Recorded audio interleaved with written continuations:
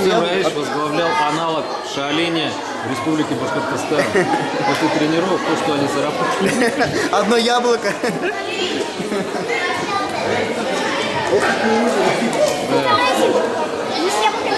Яблоко? Ну, там никого пока нету.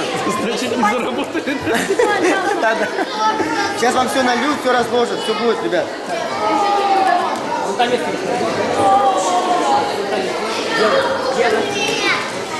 А так какой? А мы в каникулы будем жить, а у меня яблоко.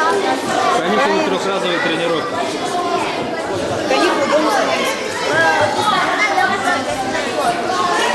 А значит, мы на своем месте сидим? Это был аналог Шаолиня в Республике Башкортостан. А вы снимаете или на камеру? Я на камеру снимаю. Это был аналог Шаолиня в Республике Башкортостан. Так, кому тут не наливать? Это все, что мы заработали за сегодняшний день, после тренировок. Конечно.